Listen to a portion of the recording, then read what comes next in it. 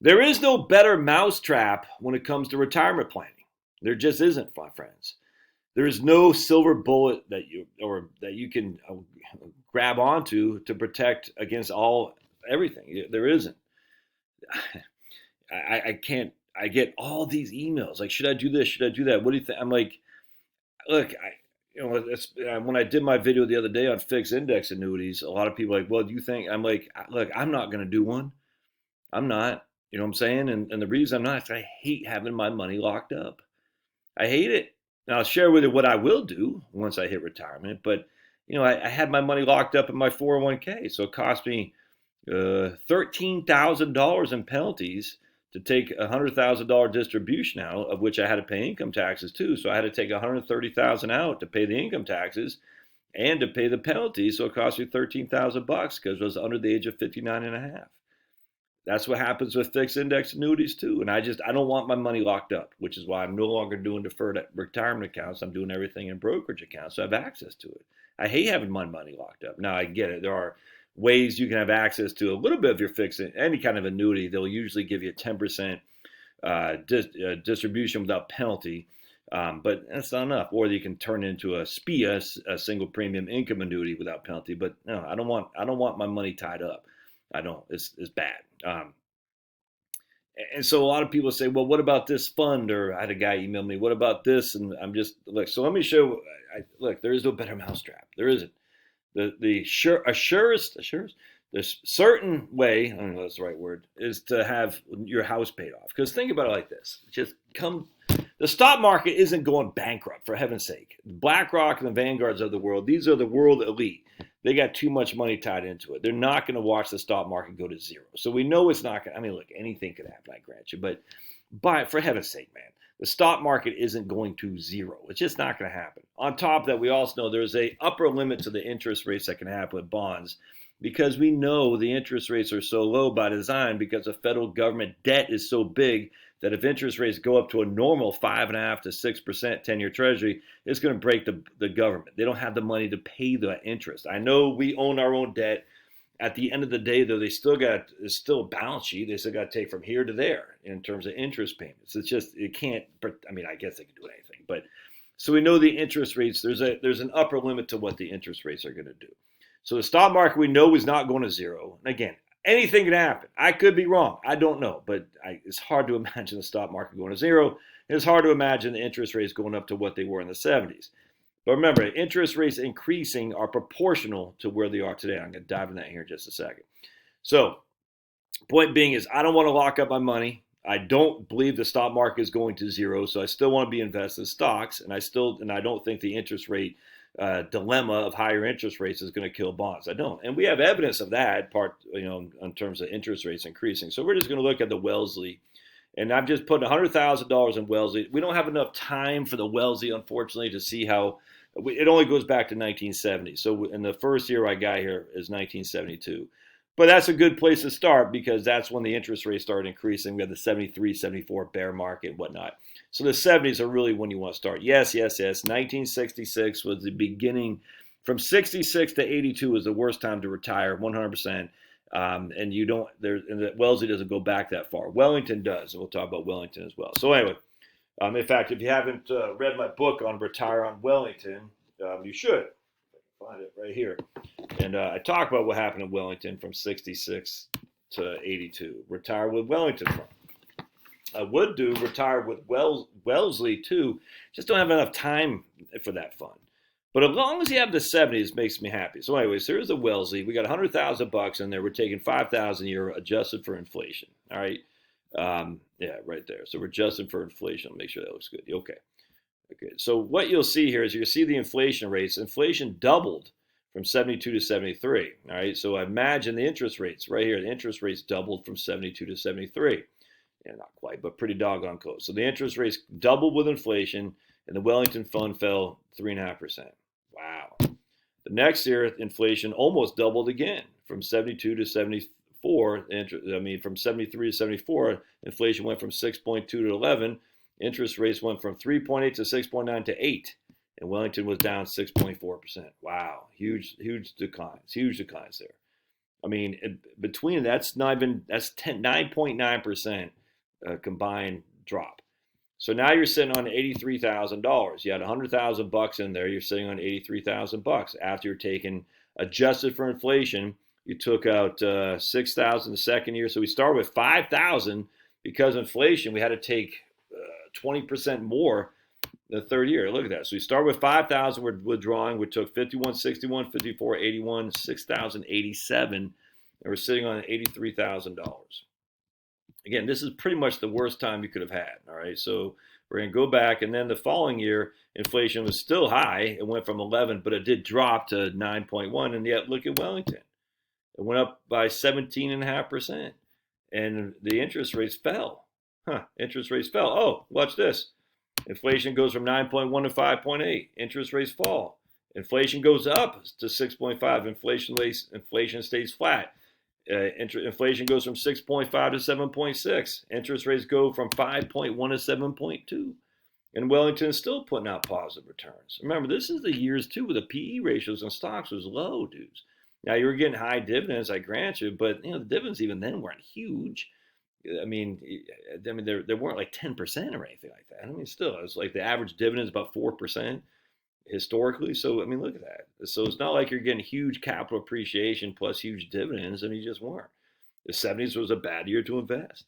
All right, so look at that. So now we got Wellington down up 3.6. So now we're sitting on $94,000.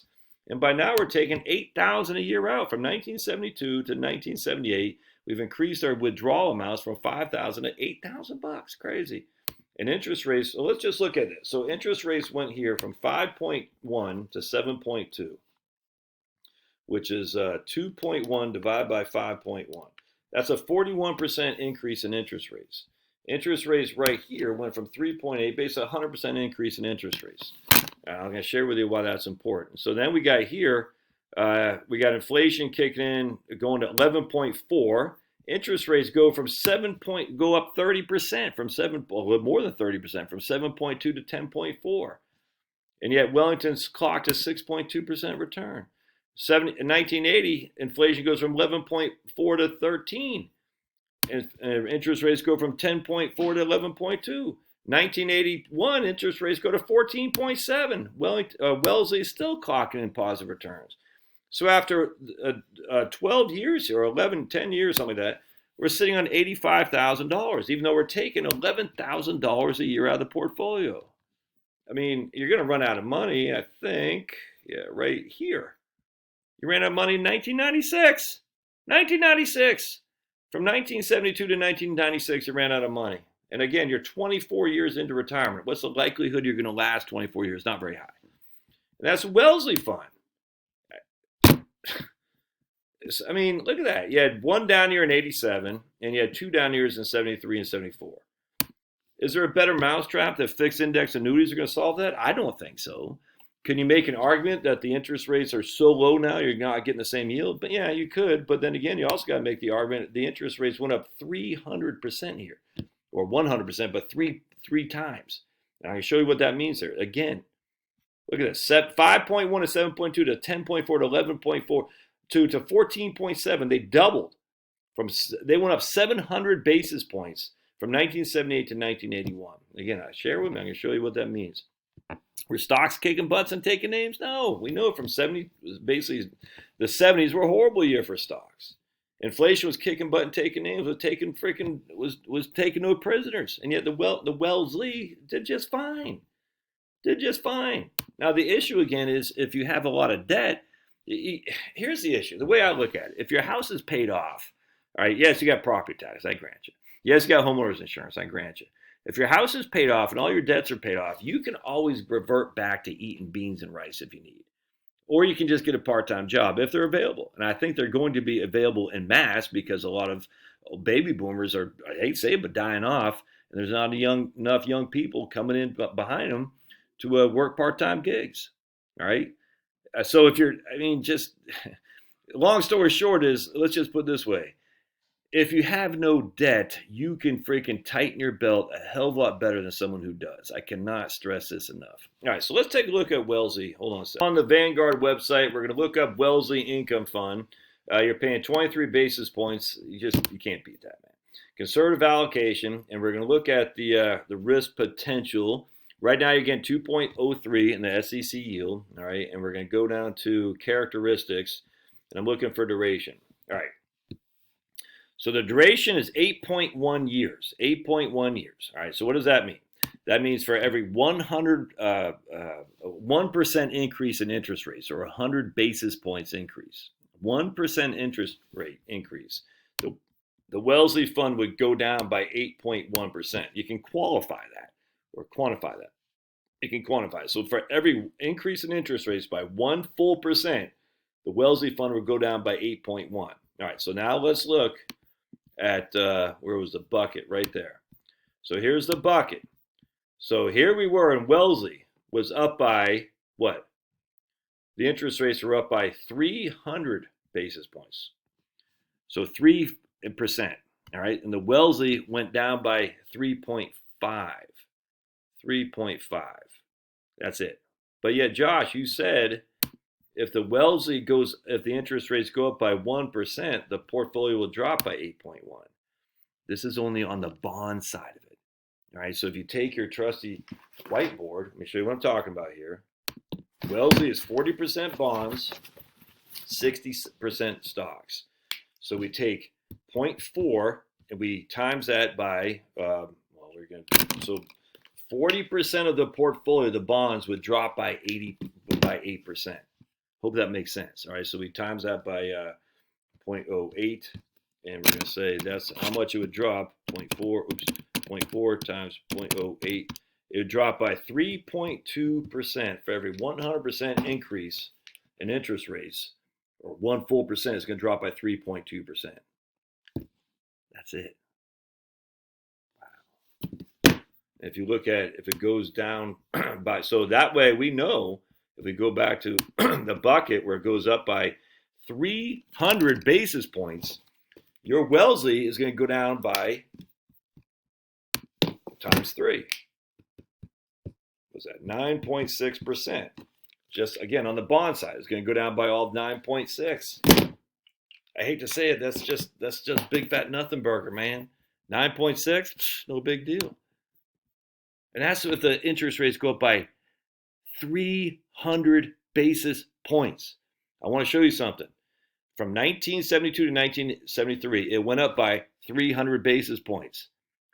All right, now I want you to understand this. This is the Treasury bills. So listen to me. This is huge. 300 basis points. What was that? That's just a doubling of the interest rates. It went from 3.8 to 6.9, 3 full percentage points, a doubling of the interest rates. That's it. So if we look at, let's go to, let me pause it real quick. Here's the U.S. Department of Treasury daily yield curve. If we look at right now, the 1 month bond, Treasury bill is 3 basis points. Go back to here. It was 1 month Treasury bill, 3.8%, 380 basis points is what was paying back then. Now it's 3. So for this to go from 0.03 up 300 basis points, I don't even know what kind of increase that would be. It's like infinite. Literally, for this to go up by 300 basis points, 3 full percentage, that in the history of mankind has never happened. It'll never do that. Why? Because it would kill everything. So your bonds back in 1972 were at 3.8. Your bonds now are at 0.03. The bonds in 1972 could go up 100% or doubling in order to increase the fight against inflation, which is stupid. But still, at the end of the day, that's what they did. For the bonds to go up a full percentage point, 100 basis points, would not be a doubling of the interest rates, would not be a tripling. It'd be, I can't even calculate how high of an increase that would be.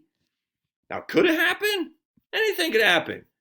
They're raising the federal funds rate by 25 basis points 4 times over the next year, which is just stupid, but that's what they're saying.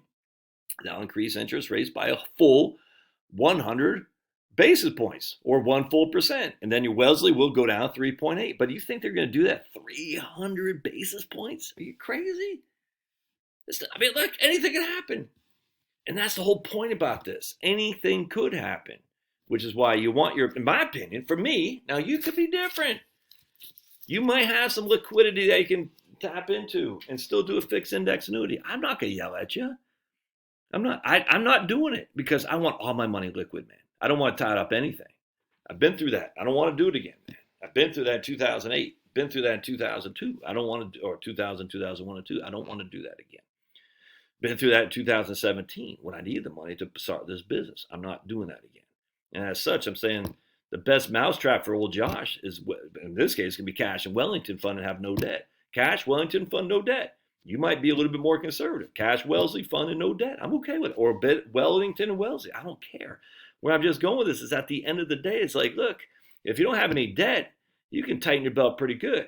You can tighten your belt real good, as a matter of fact, because you're like, I don't have to go on that vacation. I don't have to buy the fillets. I can just eat freaking, vegetables I raise in my backyard, find a local farmer I can buy some meat from. It's not going to be cheap, but I don't need to buy new clothes. I don't need a new car. I don't need to take a trip if things get that bad. Pretty common sense. No debt, cash, Wellesley, no debt, cash, Wellington, combination thereof. Just keep it simple. There is no better mousetrap. Love to hear your thoughts. We'll see you.